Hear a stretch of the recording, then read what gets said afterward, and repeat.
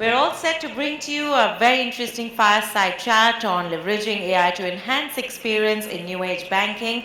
May I please present to you Mr. Pushpal Sarkar, Regional Sales Director, West, Juniper Networks. A round of applause as he joins us on stage. Let me also present to you Mr. Dominic De Silva, Head Presales and Practice Head, Remote Infra Services, Inspira Enterprise Limited. We'd like to welcome you, sir, and to moderate this very interesting session, we have with us Mr. Amey, Lakeshri, Senior Manager, Assurance, ENY. A round of applause as all of them step forward. Let's look forward to this very interesting exchange of ideas right here. Over to you. So, hi everyone, my name is Amey. The topic is about AI, right? And we all aware about AI. In a way, we are in that, right? AI has helped a lot of us in enhancing our experience with the prosperity, with the growth and everything. And in banking, we have seen it like the growth, like in a customer experience. Right? We are not going to the bank for even to the break the FD. It is done within a minute's time, right? With some authentication and all that. So saying that, Dominic, what do you think? Why and how these banks will adopt this AI first technologies, right? And how it will be helpful? Yeah, so with relates to AI, I don't think anyone in this room is not touched with AI because AI has been influencing our daily life. And having said that, when we are talking about AI, in terms of how it's been, influencing BFSI for that matter, there are two driving forces from BFSI perspective, which actually has, in spearheaded the AI process. One is the government initiatives towards the digitization of AI to spear up the fintechs and the PSBs from a banking perspective. So they've come up with this EASE framework which helps in terms of how to bring about AI adoption in terms of digitization. So that's one key element in terms of how we see AI being embraced at a much faster pace in terms of BFSI for that matter. Having said that, the applications of AI in terms of BFSI from products and its applications are with relates to the cybersecurity landscape, which obviously we've been hearing a lot from a BFSI standpoint or an FSI standpoint, where fraud detection is a key thrust. So you need to have those cybersecurity controls in that respect. Then we do have, credit risk as another piece of importance in terms of where AI is gradually and being used very widely. We also see AI from the solutions in terms of the adaptability from a rich customer experience, because customers, because now the things are being more centric towards customer rather than from an experience perspective and how we can be able to know the customer and provide the solutions. So it's in and all, AI has been influenced in all these aspects. Yeah, would you like to touch upon the EASE 5.0? Correct. So the EASE framework is the framework to help in digitizing, as I said, in terms of bringing those compliances, controls in place, with bring about a better customer experience and the robust solutions associated to it. So it started off in 2019, and now as we speak, it is EASE 5.0, which our finance minister has just initiated. It really gives a good boost to all of us in terms of bringing more and more solutions in line with that. Nice fireside words. So when we see this AI, Pushpal, we see the AI market itself is of 190 billion by 2025. So what do you think how this AI will help the banking sectors or the finance industry in a digital transformation?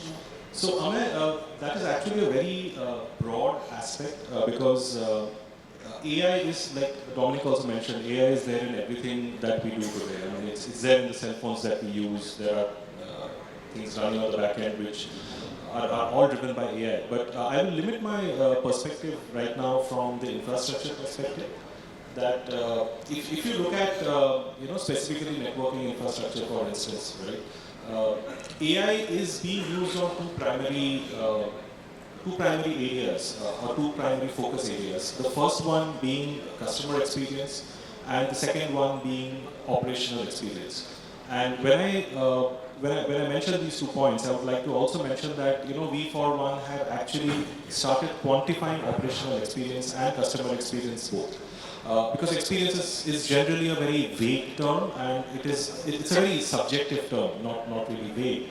But it is important to quantify in your context. So when we have quantified, let's say, user experience, for instance, we look at parameters by which today's today's networks are very different from what it used to be even 5 years ago, especially for banking, where because of the increased number of channels, there are the section of population which reaches the bank's internal data centers from branches have gone down, and it has been much more from outside. And that poses a very big problem that you as a bank actually do not have control over the internet. You do not have control whether the person is accessing your applications from a mobile phone with a bad 4G network, or from his home laptop with which is a bad machine itself, or it's probably connected over a poor Wi-Fi network.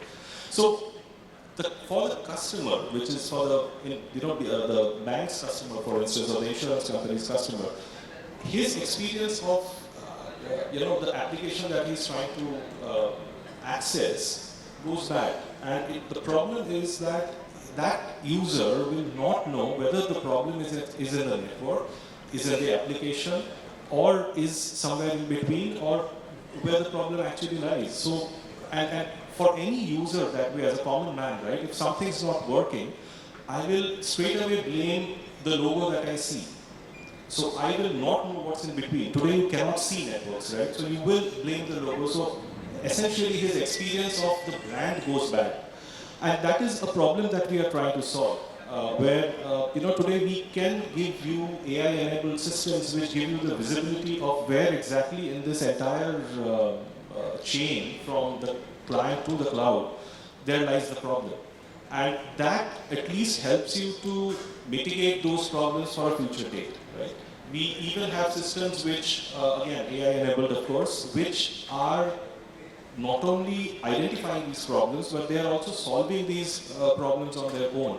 And it just sends a message to the operational help desk, for instance, saying that these were the issues that were seen, these were the things that were resolved, and if there is something that it does not want to take a decision, if it's designed that way, then it will post that.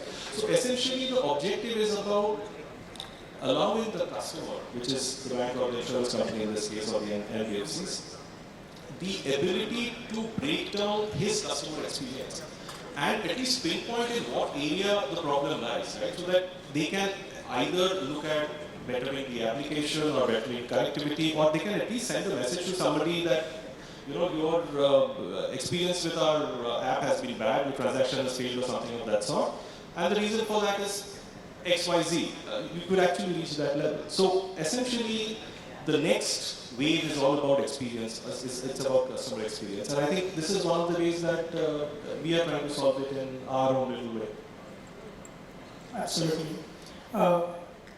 Dominic, we do see a lot of data analytics happening all over the world. Every organization needs a data, right? The information, internal, external, and they need to smartly analyze that in a way to do a predictive analysis, right? And we do see that almost 60% of the banks are doing that to do the predictive analysis. So, what do you think? How this AI can be helpful in making some decisions in the banks or finance companies? So whenever I go on such sessions, things like now we see rising fuel prices. So they say anything when you talk about fuel, it always adds eyebrows to everyone. So in today's world, data is the new oil. What do you say? So if you don't know, you have humongous amount of data, and with data, if you are not able to do meaningful insights, it's going to be waste. So solutions associated to it, and AI has been a driving factor in bringing up those, you know, humongous amount of data which is churned into meaningful insights in terms of dashboards, in terms of doing decision making, in terms of doing a lot of, giving valuable insights in terms of profiling the customer, because we are all talking about experience here. And if we want to get a good customer experience, you need to know your customer better. That calls for getting those insights of the customer, which will be and tons amount of data, churn those data into such informative outputs, which will help you do intelligent decision making. And we've been associated with customers who bring about use cases in this context. Like you talk about customer 360, you talk about know your customer better, you talk about customer profiling. There's customer churn analysis. So all these kind of solutions in terms of customer, and then bringing those insights in terms of outcomes-based solutions, which will help you take those decisions in acquiring a better customer, giving a better customer experience. That's one aspect of it. Adding to the point what Pushpal spoke about, I just wanted to talk in terms of, while you're talking a lot of data, we should also talk about a lot of automation. And automation is also another driving force in terms of bringing about efficiency, not only operational but also in process. And those parameters in terms of, because with Juniper, in fact, when we worked with Juniper has a good solution in terms of their Jarvis solution, which is their intelligent autobot, or whatever you call it, where those they have those machine learning algorithms in terms of helping you do those predictive analysis and taking corrective actions. So when you have these infrastructures supporting such AI and ML solutions, which will help in bringing those human touch points minimized, so the tendency of going into human errors becomes drastically reduced. That helps. Because when we're talking about all automation and predictive analysis, it needs to be machine driven, not human driven. If I can just add to that. So, Dominic was speaking about Marvis, which is essentially a sort of a chat bot for us.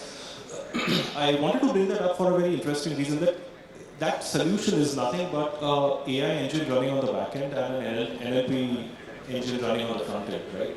But with that, what you do is an operator today can just sit on the screen and say, show me, let's say, person X's network access for the past 24 hours. And just that, it can actually give command in plain and simple English, and it will show you all the entire set of activity that that person has gone through. And on a drill down mode, right? It gives you absolute real-time analysis, real-time root cause analysis, which is something which is a lot of people struggle to find out the root cause problems in a variety of situations. So these are the kind of things, it's nothing which is rocket science. It is just getting the right pieces together and brought together for a defined objective. Absolutely. And now, one more question to you, Pushpal, is that we do see by 2025 or 2026, almost 90 to 95% of the operations would be integrated through the AI, or the, let's take example of chatbot, right? So what do you think, what would be the impact using the AI in banking industry? Let's say example pre-pandemic or post-pandemic, how things have differed. So certain things, I think along with that, we should also address the area of challenges that come in implementation of these AI solutions, right? Because the technology may be great, but there are always impedances. And typically what we see is that the primary impedance is defining an objective. Many a times people want to use AI with the objective of using an AI, which will lead you nowhere. The objective has to be a business-driven objective. Someone in a previous session mentioned that needs need to be durable, right? It has to be a long-term need which it needs to cater to. It should be a long-term problem that it solves. Now, if you look at the level at which AI tools are, growing, the amount of technologies that are coming into AI, it is also going to be a fundamental challenge to even maintain workforce which is capable of handling and managing these kind of new technologies, which probably don't have a very long life cycle, right? These technologies keep changing and upgrading. So along with AI, one needs to look at automation very, very closely. Because unless that is done, you will buy a phenomenal tool, but the tool will die because you will not be able to garner enough workforce to manage that tool. Because if you are feeding artificial intelligence, there actually has to be an intelligent person sitting behind and defining the parameters around what you need that engine to do. Right? So I think that becomes a very important parameter to look at. Coming to what are the things that we look at post-pandemic and the way it has impacted, I think one of the things which is here to stay is this entire thing of hybrid workforce which has come in, right? And it is important not because of another scenario like this coming in. It is important because of so many other reasons. Like today, just as I could not go to a bank during COVID, the bank's employees could not go to their office during COVID, right? So if you just not see it as COVID and not see it as pandemic, I think the biggest and most important factor is it has taught us that uncertainty is a certainty in business. Right? You have to be prepared for uncertain times. And to do that, what you can do is automate your mundane activities across various businesses. And that's where AI becomes a very important engine to actually help you. Absolutely, I agree with that. And I think even if something comes, uncertainty comes up, I think most of the banks are prepared enough, at least at the basic level, to take over after that. And that says that you have talked about business-driven term. That reminds me of something that one of the fintech CEO I was discussing with. I told him that we were discussing about the controls, and I told him that in 2000 it was like asset-driven, like ISO 27000, 2005. Then next decade it became like a process-driven, 2013, and this is data-driven. He said, "Please hold. It is always business-driven." It is always business-driven. Yeah. Would you like to put, I think, 30 seconds on the concluding remarks, and then we can wrap up on this particular passage? Pushpal? So maybe concluding remarks on. Yeah, so, the way I see it is that don't think that AI is something of the future. And I say this to a lot of people, that AI is something that we have been living in. Trust me, 15 years ago, I have seen products available where they can actually ship a product before it actually fails. We have been using mobile phones for quite some time now, and they all have AI. So AI is nothing but it's essentially a set of if-else statements, right, and decision-making models which have been there around us. The thing now is how do we use it to what advantage? So let's define the objectives better as to what do we want to achieve with these engines? And then I think we are only limited by our imagination and regulations in the finance industry, of course. Absolutely. Dominic? So for me, I would suggest, I would bring about a different facet here. While we are talking about, agility here, when we say AI is there, you need to have agility because you're going to address your customers. And you'll have to give those experience to the customer. Having said that, security, faster reach to the customers in terms of addressing their needs are the key driving factors in terms of bringing about that experience. We've seen the adoption of cloud, which has helped in embarking customers to this, spearheading or fast forwarding this process. But since I've been interacting with a lot of customers and everything doesn't go on cloud, you obviously have some things which can go on cloud, something will be on-prem. But you should have tighter controls to ensure that your data is secure. And that's the key thing. Because we're talking data, we're talking sensitive data. So that would be a key important parameter in terms of securing your data as we're talking about AI. Because there's a huge amount of data coming in, whether it be on cloud, whether it be on-prem. And the infrastructure is secure. Absolutely. Thank you, Pushpal. Thank you, Dominic, and thank you, ET, for inviting us. Maybe after a decade, we might see all our digital twins would be attending this kind of sessions in Metaverse. Let's hope for that. And thank you. Thanks, everyone. Thank you.